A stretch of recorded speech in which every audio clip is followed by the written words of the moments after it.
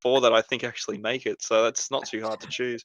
The ones that I'm already keen on and the ones that are already in my side currently are the ones that I'll pretty much be starting with regardless of draw anyway. So, Yeah.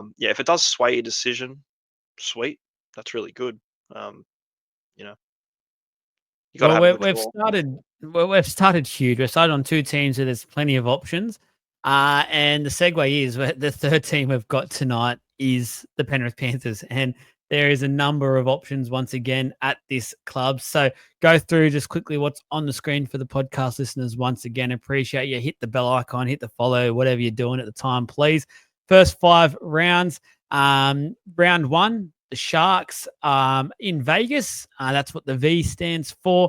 Round 2, the Roosters at home. Round 3, the Storm away. Round 4, the Rabbits away. And round 5, the Cowboys at home. The talking points that we will get to throughout this little podcast for the Penrith Panthers. Early fixtures, is it a concern? They seem to have a lot of the big guns. And the travel from obviously Vegas and a bit more travel in between that or after that. Sorry. Cleary, is he a start after the surgery he's had? And with the additional travel, who wins the 5'8" spot? IPAP. So that's Isaiah Papali'i pictured there with a nice smirk on his face. Apart from the massive love affair that Jesse has for him, they've got something going on that none of us quite have cracked yet, but there's definitely something there. Is he a must pick? Because in Jesse's eyes, he's pretty much a lock and a must. Is it time to hop on the Yo train as well? We've seen him just be that consistency, Mr. 70 point, no matter what. Is it time to just jump on that and take it as we go when points are at a premium? So let's go the hookers. There's a couple of options here. So Billy Scott, the 198, cheapie there.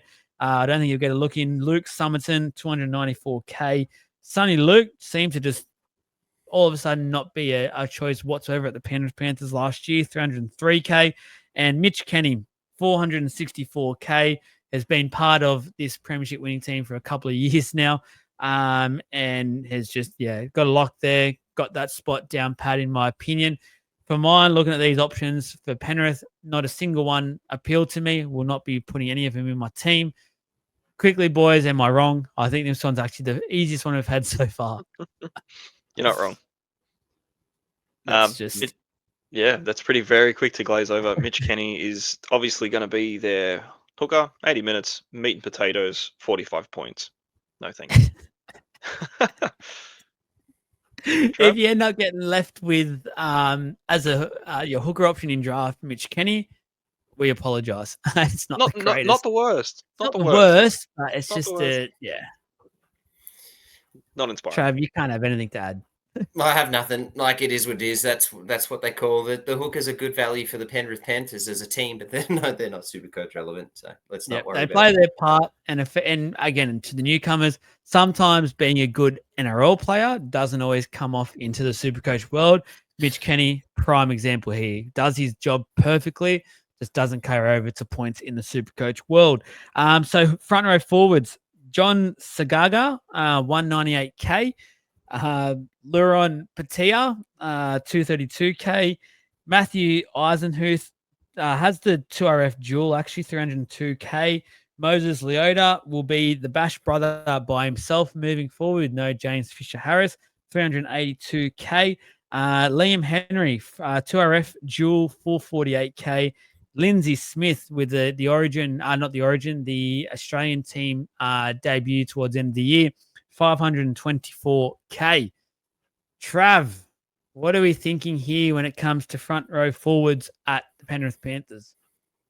I don't really have any interest in anyone, really. No, I don't have any interest in anyone in front row forward for the Penrith Panthers. I'm just going to call it that way.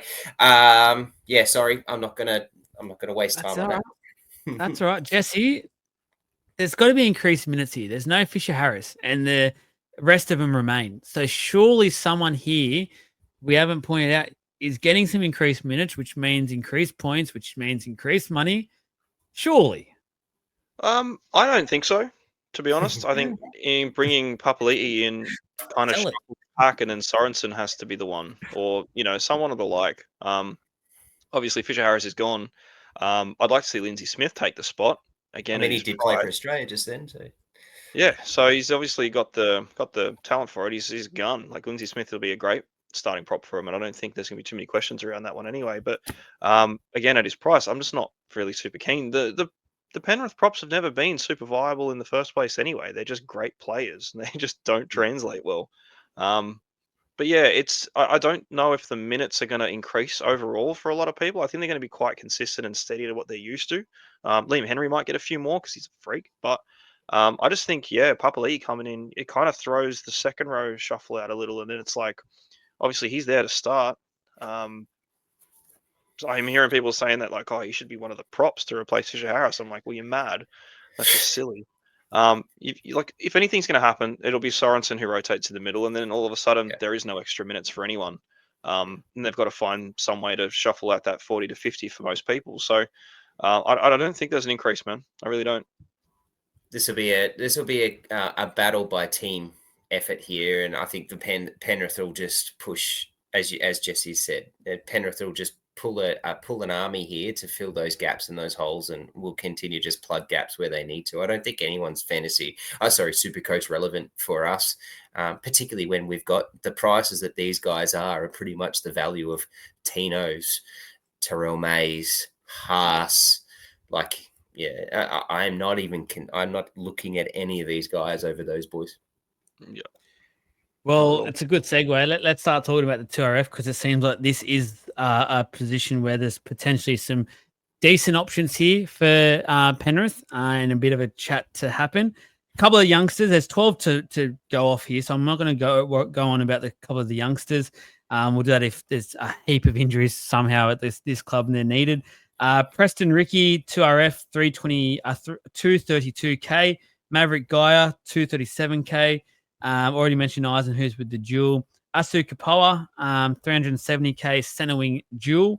Liam Martin, 436K. Liam Henry, I've already mentioned. Scotty Sorensen, 485K.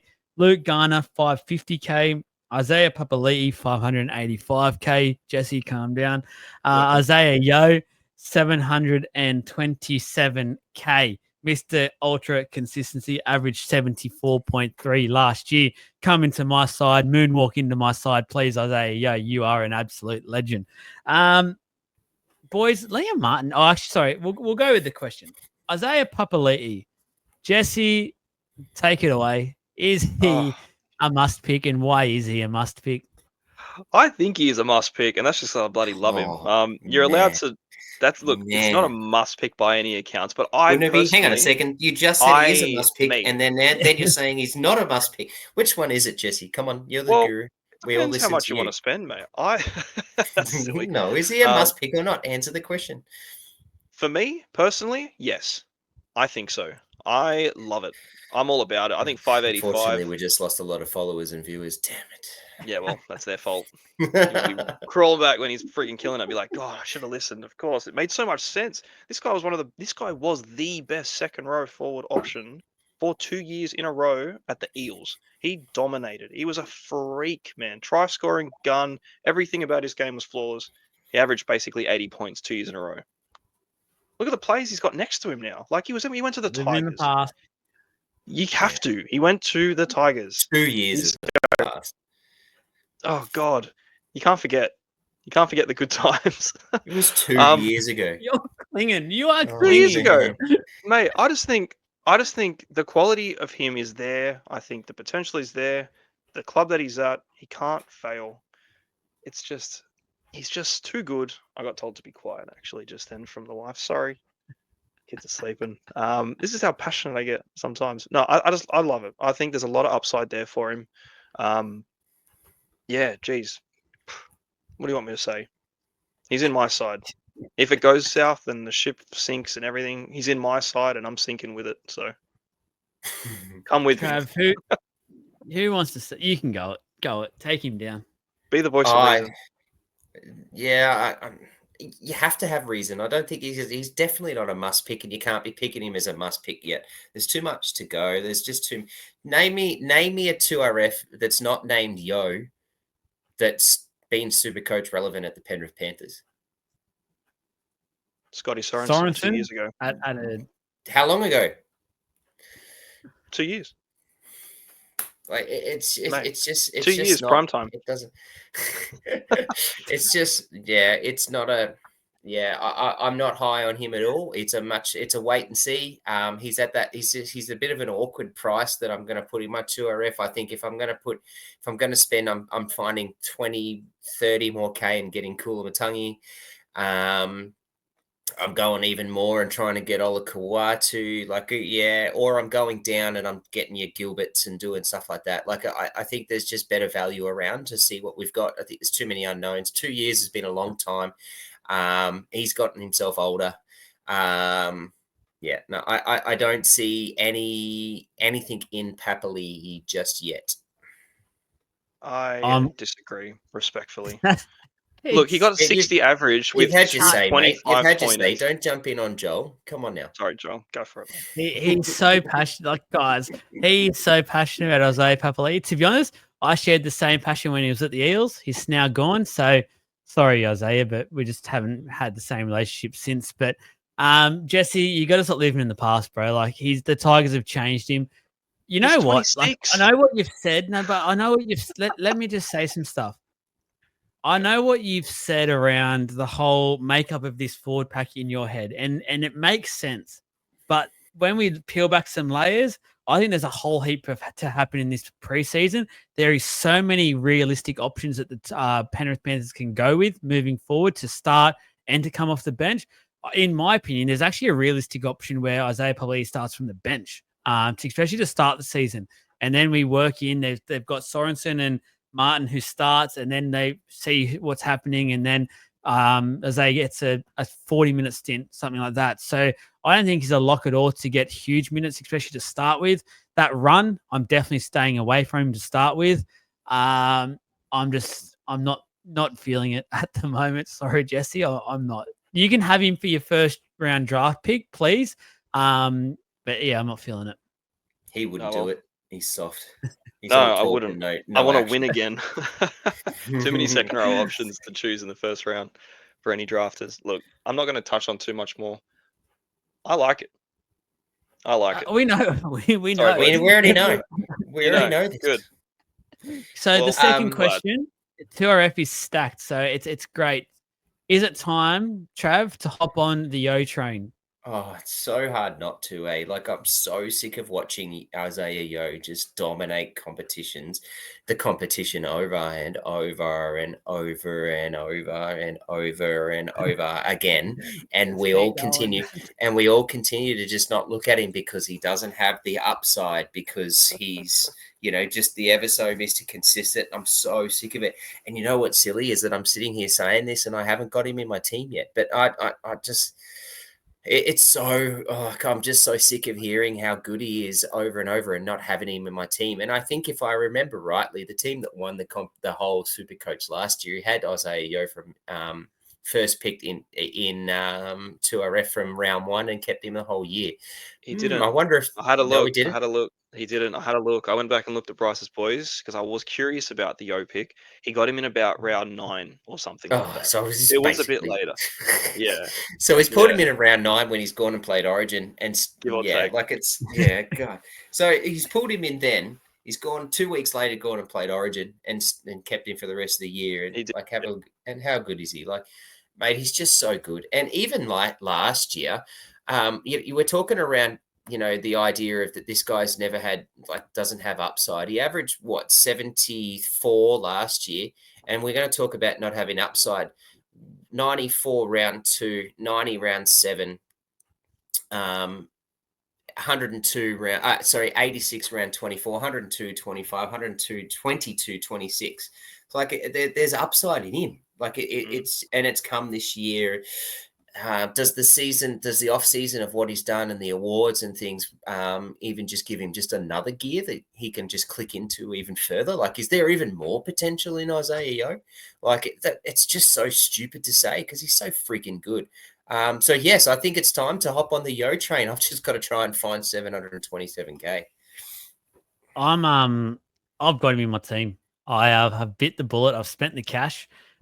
the early fixtures actually helped me make this decision because I think it means he works even harder. He'll be involved even more.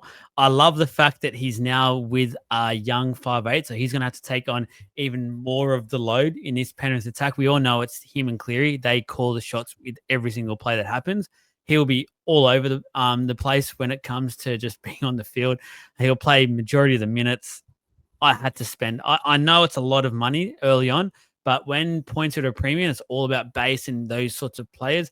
For me, Isaiah Yeo, to get me through that early initial onslaught, that's very tough with some of those higher up players, the high attacking players, not necessarily scoring those high scores. Give me Yeo. Just let me have Yeo. Get me my 70 points. Yeah. I'm wrapped. Can I jump in again quickly? Yep. With all the guys that have changed and the amount of changes that have happened again at the Penrith Panthers, we already know that Cleary's got his love for what he does and how he sorts Yo out and how much what is he going to do to at least start the year next year with all the changes that have happened? He's going to look for him even more. How can the dude who's already pumps out 20 odd runs a game and freaking 150, 200 meters a game, he's going to get even more, become a bigger safety net even more for that team? Like, it's just, it's insane. I'm so high on him. I'm just, as I said, I've got to find that money. Jesse, we are all very excited. What about you? Yeah.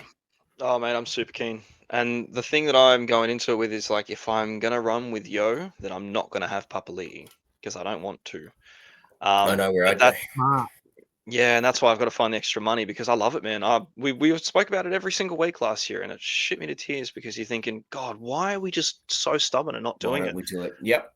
It makes no sense. Like, we're shooting ourselves in the foot here. This guy's clearly the best there is. Is a guaranteed 70. Like, who's going to give you a guaranteed 70 a week at the very least? And then he puts a grubber in all of a sudden, and he's on 100 points. You're thinking, where the hell did this come from? Like, he can't play any more minutes because the games only go for 80 minutes. So that's the thing as well. Like, there's just nothing you can look bad about it. Like, and he's getting better too. Like, every year you look back, last year he averaged 70. Oh, sorry, 74. The year before was a 70. The year before that was a 66. The year before that was a 62. He's just getting progressively better and better and better. I don't know if there's much more than a 74, considering the points per minute he's putting out. But, man, I'll take that every day of the week.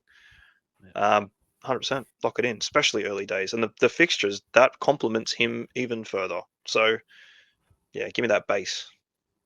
We've had a big chat on the 2RS at Penrith. Anything else to mention or to say? I think we've covered the two key players. I think what Trav said earlier is completely right as well when it comes to Supercoach. They got a history of not scoring too well. Like, you think of Liam Martin is an absolute gun, but his average last year was 44.6. He's just in and out of the team quite a bit as well because of how much he puts his body through, unfortunately. So this never really becomes an option. He doesn't really have that Supercoach game. Anyone we're missing or? No, not really. No. Good. Perfect. I mean, if the only thing maybe to think about is Sorensen, but again, because of his price at 485, but it's a wait and see. I've just got to see what he's going to do. Yeah. And what happens there with the positions and things like that. Because if he starts, say if he does start the edge and then he goes into the middle, that's awesome. I feel like that's actually better value, in my opinion, than IPAP. I'd be more reluctant to go Sorensen over, sorry, Jesse, but Papali'i. So we know Sorensen can score the good points. He's got a decent sort of base behind him as well. So, yeah, if he can get a bit of middle time, I'm definitely sort of, in a way, looking at him. But again, I've got Yo, so I don't want to have too many Panthers there. Halfback, you wouldn't guess it, but there is definitely a possibility. The Penrith number 7, Brad Snyder, 532K, dual 5'8". We all over Brad Snyder, boys, or? Oh, he's a jewel. What's not to love? Yeah, that jewel. Get me in. No, all seriousness, Nathan Cleary, 811K. We've got the question up. He's a talking point. We're going to talk all about him. Is he a must start straight away? Lock him in your team. Post-surgery, Vegas, travel. They've got to go down to Melbourne. They've got to go around Sydney. Well, that doesn't matter too much, but post-Vegas, got to go back from Vegas. What are we thinking, guys? Cleary, are we all on the Cleary train, Jesse? Currently not in my side. Yeah, I like freaking hell, man. I went back to Cleary 3 times last year and got burnt by him every time because of the injuries. I'm buying him back. I'm buying him early. I'm doing it. People were like, don't do it. You're mad. Give him a week. I should have done it. But no, look, 8.11 for Cleary. That's a good price. Jeez, it's really good. He was 100K more last year, I think. So, yeah, I just look. The fixture run's not great. He's obviously got the surgery. I don't know if he's going to get much of a preseason in. I don't think he needs it. He's that quality of player. Like he's obviously fixture proof. He's the best player in the comp by some margin. So there's not too much to worry about on the quality side of things. I just think yeah, there's just too many little things, especially early days. Like last year, obviously going into the start of the season with gun halves, and they just didn't perform very fast and quickly leaked a ton of cash. Yeah, I'm still on the fence. I don't know yet if I'm going to start with Cleary or not. I'm 50-50 genuinely. I just don't know. Yeah, just got to try and work out the balance of the side. But you can never go wrong having him. I think if you get him, obviously you have him and you just hold him for the rest of the year if he stays fit. But yeah, maybe the Vegas game might throw us. Trav, are you 50-50? Plug and play. No, I'm not 50-50. Plug and play. Sit on it. That's it. I'm not going to worry about it. I don't want to. The only time I will worry about it is if he is absolutely horrible and I have to trade him because his break-even skyrockets, or he gets injured. That's the only time I'll care about whether I bring Cleary in or not. I'm happy to take his 30 that he might get once or twice in the year, but I'll also take his 175, 120s, 150s, 105s every week. He's a captain option. Even in that run, he's still a captain option. He's Nathan Cleary. He's got Isaiah Yeo beside him. He's got Ivan Cleary as his coach. No, I'm picking him. I'm playing him. I'm not worried about it. He's got Papali'i as well. Honestly, we're going to have to put you on a Papali'i ban, I think. Intervention time. Most of my teams have had him in it. I'm now getting more and more cold on the idea. I generally believe there's going to be a realistic value in getting Cleary about 100K less quite early on as well, just because of this fixture run. I know we say he's quite fixture proof, but I think adding in that Vegas trip, adding in the fact that they're just September specialists, they love to time they run quite well. I don't know. I don't anticipate him to hit the ground running. In saying that, they might, knowing the club and how they act, they will see the start of their draw and see the fact that it's pretty much the hardest of the competition. They'll probably see it as a challenge, and they'll, with Cleary and Yo leading that charge, want to make sure they get as many wins as possible. So, again, in a way, you can very much validate what Trav's saying. I'm pretty much on Jesse's side on the fence at the moment. Yeah, I don't know, 811K. Or I feel like there might be a bit of an opportunity to get him in a little bit cheaper within 4 or 5 weeks. But then who are the options? I've got a rubber arm, man. I'm gonna be starting with Cleary. I just know it. Because who are the options? Like, I mean, Nico Hines is an option, but there's still so many unknowns.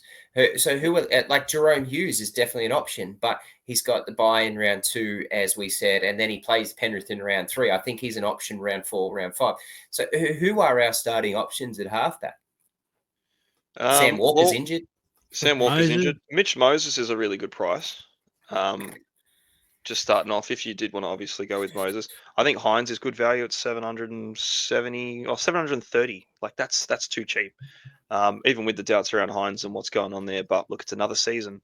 You just got to start fresh. So I like his price too. Admittedly, it's not that far away from Cleary, where it's so much difference in value. It's 60, 70K. Like you can find it not too hard. So that's why I'm like, that's why I'm very on the fence about it. I think the value is still there for Cleary at 811. I don't think there are too many screaming value options at halfback either that I'm very tempted on. Like I don't think I like the Manly run. I don't hate the Cherry Evans start. It's very sideways, but Fogarty. That's the one fog, for you, Joel. boys, I'm telling you, get on early. The fog. Yeah, I think when you start to look at the rest of them, that's why Cleary is such a standout. That's why he's the guy, and you just get him, and you don't have to worry about anything, and you can just ride the wave and take the 150s almost every other week, and that's almost the way that I think I'll be going about it. So, yeah, not too much to think into. Yeah. No, I think that's pretty bad. Now, the big one, 5/8. So We've got the youngster Trent Talau, 232k. Jack Cole, 449k. Mentioned Brad Snyder with the duel. And Blaze Talangi, 562k with the centre wing duel. The big signing for them. He is hotly tipped to win this 6th jersey. We've had the question posed, though, I think by Jesse, who does win this spot? Because, look, to be honest with you, I really rate Jack Cole. I think Jack Cole is an immense talent. Deserves, in my opinion, a shot at establishing that 6th jersey. And we've also seen Snyder at different times for Penrith so far last year be the man that just fixes it, plugs the gaps, is the guy. Perhaps maybe he's a better just foil for Cleary whenever he's away and just organise that team, and maybe not as much as a 6. But between Talangi and Cole, I actually think it's a lot closer than a lot of people think. Where are we at? Who do we think will win this 5'8" spot? I'll go Jesse. I wouldn't be surprised to see Jack Cole start the season. I think it's kind of, it'd be rough for him to not, to be fair. Like, he did everything right, to be honest. He didn't do anything wrong when he played. And I was quite surprised when they opted for Schneider as well on the later end when Cleary did get injured on the second time. So, because Cole was there, he was good. He was a good partner to LOI. They both scored well, and all of a sudden Schneider has the spot again. So, didn't really make a lot of sense. But I like Cole. Obviously, Talangi's a freaking good player, man. He's young, he's talented, he's got everything there. I just don't know if he's done enough for Penrith. Obviously, he hasn't played for him yet, but it's very quick. It's very fast to just go bang straight into a 5'8" spot, considering how many times he got bounced around at the Eels to then just get punted right into a starting position in Vegas at 5'8". It just seems too rushed if that's going to be the way it happens. If it does happen, good, cool. That's sweet. He must have done enough in preseason to get it going. But I think for a bit of stability, considering the loss there, I think it probably will be Cole. Maybe Schneider. I'm probably going to be wrong there as well, but I think it'll be one of the ones that have already been there. I think Talangi will be introduced at some point. Trav? Yeah.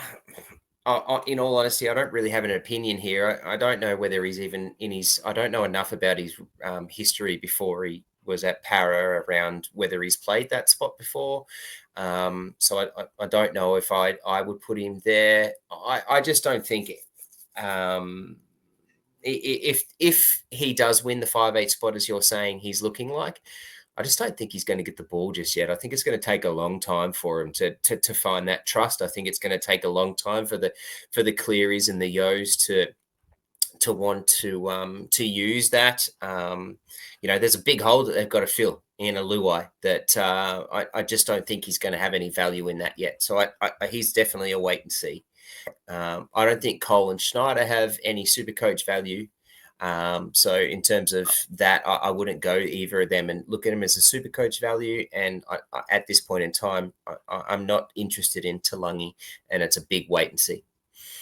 I think on paper, for an NRL point of view, it's a great jersey to win. Whoever gets that 6th jersey, you got Yo and Cleary, your teachers. That's probably the 2 best teachers to have in the competition. No doubt whoever wins the jersey will probably do a great job of it. And I think it'll be hard for whoever ends up starting with it, the other one, to take the jersey off him, because I think it'll work quite well for the team overall. I think because of the signing and because how much was made of it, I think Blaze will win that jersey. But again, it just boggles my mind because I just really rate Jack Cole. And if I was one of those clubs out there that are needing a bit more stability in my halves, or needing a good young player comes through that can stay there for 5 or 10 years, I genuinely believe Jack Cole can be one of those players moving forward and really help build a team up. Someone like maybe the Knights could probably do with a Jack Cole, and really, but again, they play musical chairs too much. Do you want to put a good young player in that sort of rank at the moment? Do we think any of them are realistic Supercoach options then? That's the second part to this. I don't think any of them will. Even whoever wins it, I don't think they will. I don't think they'll get too many points. I think it'll be the Cleary show, the Yo show. Yeah, that's right. I just touched on it before. I think Cole and Schneider are definitely not Supercoach value. I think Talangi has potential for Supercoach value in that role, but I mean, he's a different player. Like I see Talangi as more of an attacking player, so he's definitely got more attacking upside than what Luai's got, which is probably a better spot. I just think the Penrith just need to find a way and how they want to play him And I think that takes a long time. And whether Cleary and Yeo actually decide to really use him in his potential early days, I think it's a definite see halfway through the year, if not later, if not even in 2026. Jesse, got anything to add? Well, look, man, LOI wasn't even really Supercoach relevant. No. And he won 4 comps, so I don't think any of these 3 are going to be super viable, even when they're, the one does emerge as their guy. So it'll take time. But yeah, I just don't think the 5'8" spot with the Panthers is very relevant in general. Same as the props, same as the second rowers. It's just the Cleary and Yo show. So I agree, mate. You summed that up perfectly there. The center wing CTWs. So Jesse McLean, 234K. That is the brother. So do not get mixed up. Casey was the star last year.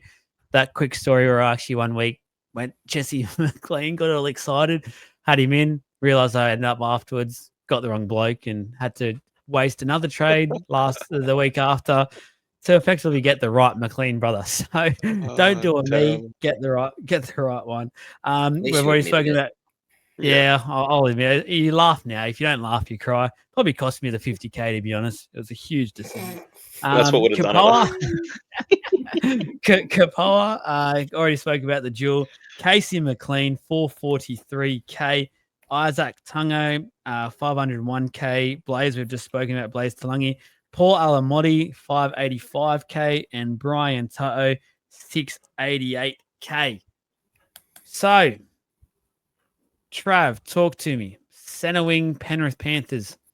Anyone point out to you or scream out to you? Toto is calling very, very hard, saying, everyone pick me, I'm ready to go. 688K for a dude who averaged 70 last year. And we all sort of sat there thinking Toto didn't really have a great Supercoach year. He still got 70. Like there's a lot of chatter and a lot of things around, a lot of comments that I've saw through all the different channels and things, and particularly on the NRL Supercoach page. There's another plug. About how like the fact that they thought Brian Toto wasn't Brian Toto of old, and yet he still put out a 70. He's 688. It's really hard to ignore. I've sat there with Carraz because I'm so freaking high on Carraz. I think he's only going to get better, but I'm really tempted to drop him down to Toto. I'm really, really tempted. Like that's just that price, and I need that little bit extra cash for a couple of things that I want to do, and that's important. I really want to start with one of those in the center. Why not both? Because I don't have 1.3 mil or 1.4 mil to put into centers. But yeah, like it would be great if I could. But yeah, he screams to me. I think Alamotti's got potential. I'm not going to start him, but geez, he's got some good potential at 585. He averaged 60. Someone's got to step in for Taruva and the likes. And I think Alamotti really showed towards the end of the year how bloody good he was, particularly in the finals. God, he was a monster in the finals. I can see a little world where Blaze Talangi gets put in the centers and starts through there. And I'd be somewhat tempted if he's in the centers. So I've just got to really watch to see what he does.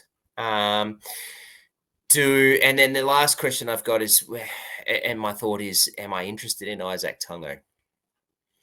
And that's a really, really hard one to think about. He averaged 51 last year, and we all sat there hoping that because we know that when Cleary plays, he loves Isaac Tungo, and Isaac Tungo loves playing around Cleary. And it didn't really work out with the 51 last year, and there was moments where Jesse and I spoke around, oh, yeah, we've got to watch him. He's about to come in. Cleary's coming back. This is a good option. It didn't really pan out for us.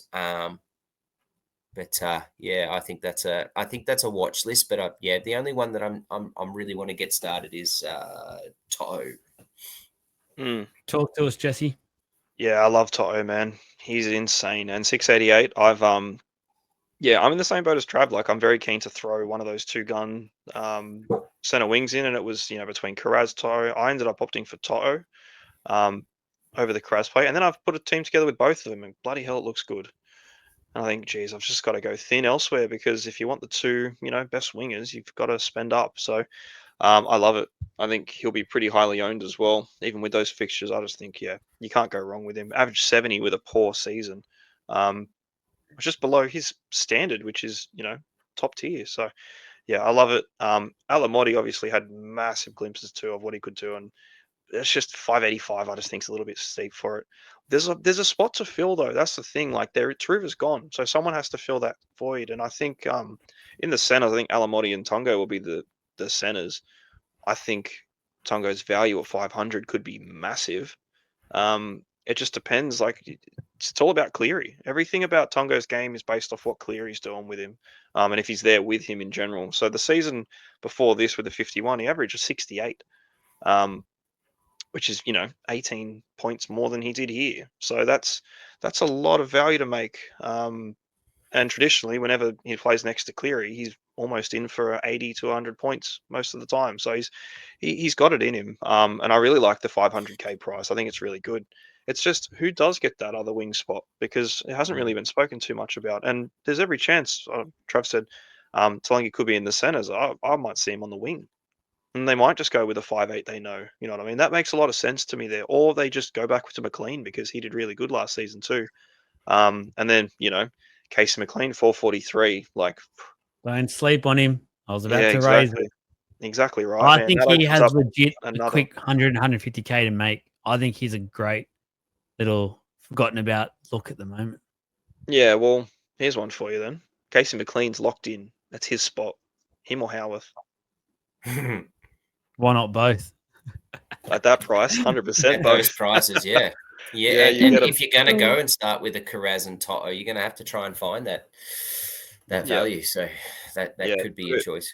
Look, man, I really like the options at the moment for the Panthers in the center wing. I think there's four viable players that you could have in your side, and you could pretty comfortably play them. It's just, I think Toto just has that extra notch. Obviously, he's got the pedigree and he's a gun. But yeah, God, they got some good players at the moment for it. It's nice. Yeah. Good prices too. Well, I don't know how I'm doing this, but I've actually got Toe in my team at the moment as well. So I was managing just to have some of these big high price guns. But as you've all rightly said, the value out of him is insane. I feel like at the moment, anytime you can get a Brian Toe for 688k, yes, I know prices have gone down a little bit this year. It just looks so nice. And I just, yes, please give it to me, please. Yeah. Fullback, the final one for the Penrith Panthers. There's two. Both, there is no jewels at all. Dane Laurie, fullback, 514k. Dylan Edwards, 839k. Dylan Edwards, absolute saint last year. How good was it to have him, especially that start and how he was. And goodness me, it helped so many people. And I think a few of us got on a bit later, but still reaped a lot of benefits from it. Wish we went on earlier. And we rewind and we spoke about this in the off season, these sorts of pods, and go, oh, Dylan Edwards could just be that guy that just goes away, gets us a bit of points early on, just locks it in, and he goes insane. It was ridiculous. Jesse, fullback is Dylan Edwards. Talk to me. Is he on the radar again, or are we just 839k with what's around? We can't. Yeah, I think so. I think at 839, with the turbos, Latrells, and the like, I think there are other options. The reason he's 839 and averaged 85 was because he was kicking while Cleary was out, and he basically ran that side. He just dominated. He just took it by the scruff, man, and was just like, I average 70 every game, and now I average 100 every game. I was like, God damn, we got on late. But yeah, I think with the opportunity, the goal kicking, everything factored to that massive average, and just him having a cracker year too. So I think he's one of those sort of players that is just getting better and better. I think he's very consistent. I don't know if there's any other fullbacks that are as consistent as him in general.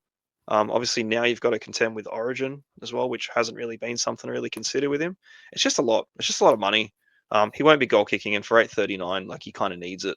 Otherwise, yeah, he's just probably going to go back down to like that 75 most of the time sort of price. And it's not a huge price drop. You'll be losing about 80 to 100k, but it's still 80 to 100k when you could be getting a turbo. You know what I mean? But again, Turbo has his caution tape, where Edwards doesn't really seem to. He'll run 300 meters a game and do it again the next day. So yeah, I think it's a good pick.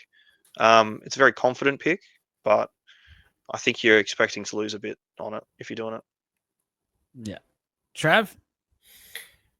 I really like Dylan Edwards. He's expensive as what's annoying is that he came in, he finished the year last year at 685. He's now priced at 839. That's a huge jump from the end of the year pricing, but it's done on his average because his average is at 85 or basically 86.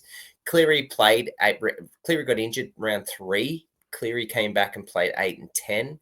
From round 3, so let's say round 4, Dylan Edwards, 120, round 5, 119, round 7, 89, round 8, so Cleary comes back, he gets 95. Round 9, Cleary doesn't play, he gets 111. Round 10, Cleary comes back, 75. Cleary's out. Round 11, 120. Round 12, 113. Like, he was just pushing numbers, just through the roof. And then he goes and plays Origin, and he battled the Origin period for those sorts of things. So, like, I can see numbers. I can see the value with what he's got, but you are right. He's got a big average because he was kicking. He's not going to kick. I don't think Cleary will do that because he's one of the best kickers in the comp, Cleary. So that's a lock in there. So, yeah, it's just too much money for a guy who's going to lose maybe 10 points from his kicking average and go back to that 70 points player. It's not worth it. And I think even on the kicking too, Alamotti took it off him at the end of the year as well. It wasn't even Edwards kicking at the end of the season too, and that's why his averages were about that 70, 60. He actually dropped off quite a lot at the end of the year, but it didn't really do enough to drop the average down, unfortunately. So yeah, from 24, 5, 6, 7, he got 84, 56, 35, 96. Yeah, unfortunately, it's not on my radar either, and I think you've all raised valid points. Finally, on the Panthers, just that early run, is it a bit of a concern for us? There's very good quality teams in there. Majority of those are favoured to be right in the thick of things for this competition this year. On paper, any other team than the Penrith Panthers, I'd be going 100%. The fact that it's Penrith, as I said earlier, it's like in a way they'll put this as a challenge. Again, they just love challenges. It doesn't stop. They just continue to go. Get some of these guns in who will do the hard work, will get the meters, your toes, your yos, your clearies. They're almost in a way fixture proof. You can't really go wrong. I feel like, some hard teams in there, but they'll do the challenge. What do you think?